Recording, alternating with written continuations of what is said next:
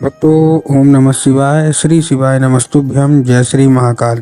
जी हाँ भक्तों, क्या आपके भी घर में कोई ऐसा व्यक्ति है जो बहुत ज़्यादा नशा करता है? आप उसके नशे के कारण बहुत ज़्यादा परेशान हैं।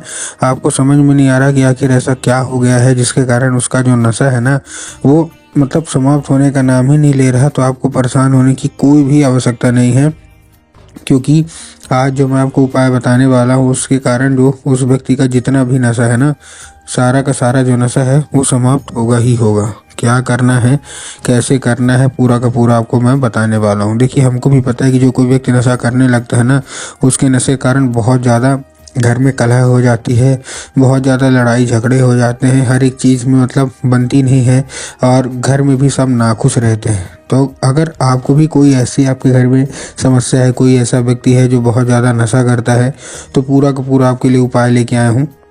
तो बस ध्यान से सुन के अच्छे से उपाय करिएगा ज़रूर, क्योंकि आपने अगर ये उपाय कर लिया तो फिर आप देखिएगा कि अवश्य रूप से उसका जो नशा है वो समाप्त होगा ही होगा। देखो, पूज्य गुरुदेव की जो कथा होती है ना, आपको पता होगा कि पूज्य गुरुदेव की कथा में लाखों की भीड़ आती है। कैसे भीड़ आती है? लाखों की भीड़ आती है। अब जब गुरुदेव की कथा में लाखों की भीड़ आती है तो वहाँ ज़्यादातर जो भक्त रहते हैं वो क्या करते हैं, पत्र के द्वारा अपनी इच्छा और पत्र के द्वारा अपनी जो मनोकामना है ना, वो गुरुदेव तक पहुँचाते हैं।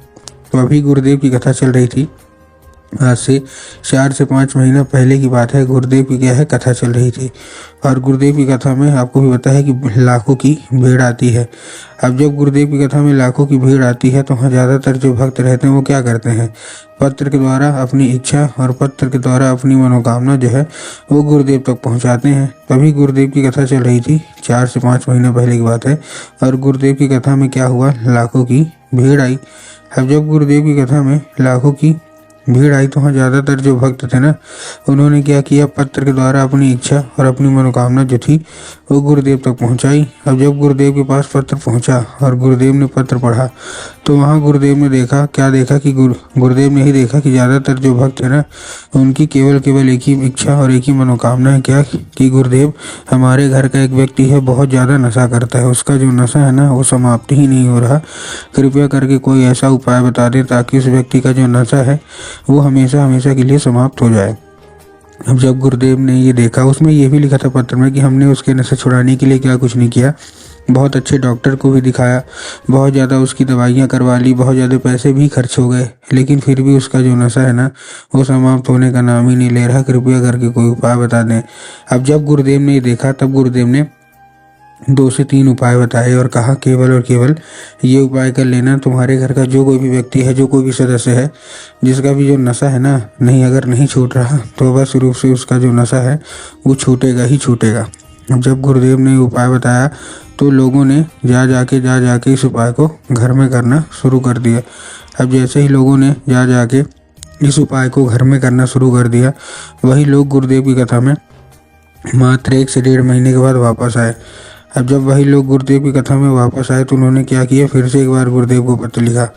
लेकिन ये वाला जो पत्र था ना, ये गुरुदेव को धन्यवाद के रूप में पत्र था कि गुरुदेव, धन्य हो आपका, आपके द्वारा बताया गया उपाय हमने कर लिया है, हमारी सारी इच्छा, सारी मनोकामना जो थी ना वो भी पूरी हो गई है, और हमारे घर का जो व्यक्ति था जो कि बहुत ज़्यादा नशा करता था, उसका जो नशा है ना वो भी समाप्त हो गया है। आपका कोटि कोटि धन्यवाद। तो देखिए, जो लोग भी मेरी आवाज़ अभी सुन रहे हैं ना, अगर आपको भी जानना है कि आखिर ऐसा कौन सा उपाय है जिसको करने मात्र से इच्छा मनोकामना पूरी हो जाती है, तो चलिए हम बताते हैं आपको आज की इस वीडियो के माध्यम से कि आपको करना क्या है।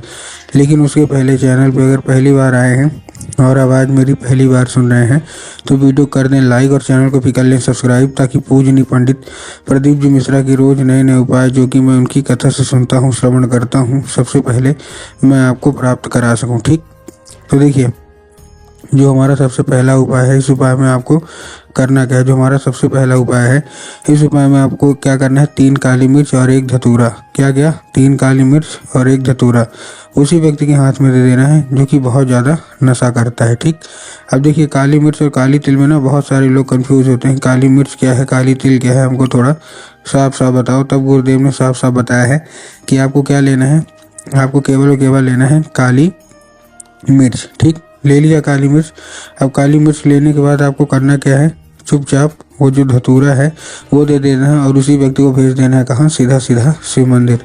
अब जैसे ही वो व्यक्ति शिव मंदिर पहुँचेगा, शिव मंदिर पहुँचने के बाद आपको करना क्या है, जैसे शिव मंदिर पहुँचेगा उसको बोलिएगा कि दक्षिण दिशा में खड़ा हो जाए और उत्तर की ओर अपना चेहरा कर ले। अब देखिए दक्षिण और उत्तर में भी ना बहुत सारे लोग कंफ्यूज होते हैं कि दक्षिण क्या है, उत्तर क्या है, हमको थोड़ा साफ साफ बताओ। तब गुरुदेव ने साफ साफ बताया है कि आप जिस भी शिव मंदिर जा रहे हैं ना, उस शिव मंदिर का जिधर साइड जलाधारी होगा आपको अपना चेहरा उधर साइड करके खड़े हो जाना है। ठीक, खड़े हो गए। अब खड़े होने के बाद क्या करना है, आपको एक नाम लेके, कौन सा, महादेव का बहुत ही सुंदर सा नाम है श्रम्भेश्वर महादेव। तो आपको करना क्या है, आपको श्रम्भेश्वर महादेव का नाम लेके और उन्हीं का स्मरण करके आपको चुपचाप क्या कर देना है, आपको अर्पित कर देना है बस। पूज्य गुरुदेव कहते हैं कि अगर आपने श्रम्भेश्वर महादेव का ये उपाय कर लिया ना, तो अवश्य रूप से सारी की सारी इच्छा, सारी की सारी जो मनोकामना है ना, वो पूरी होंगी ही होंगी। ठीक, ये तो था हमारा कौन सा, ये तो था हमारा पहला उपाय।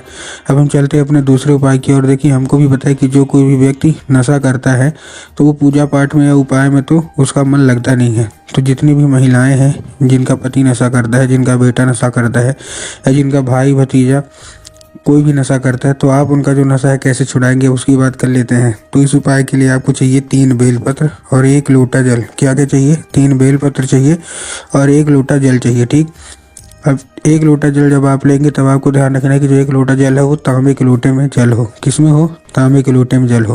और तांबे के लोटे में जल होने के साथ साथ आपको ध्यान रखना है कि जो जल है वो आपके घर का होना चाहिए। बहुत सारे लोग क्या करते हैं, घर से खाली लोटा लेके जाते हैं और ले जाके मंदिर परिसर से जल भरने लगते हैं, तो आपको उससे भी बचना है। उसके साथ साथ 2 से 3 बूंद गंगा जल आपको उसी में डालना है, उसी लोटे में। और फिर आपको जो ध्यान रखने वाली चीज़ है वो क्या रखना है कि जो बेल पत्र है, आपको 3 बेल पत्र लेना है।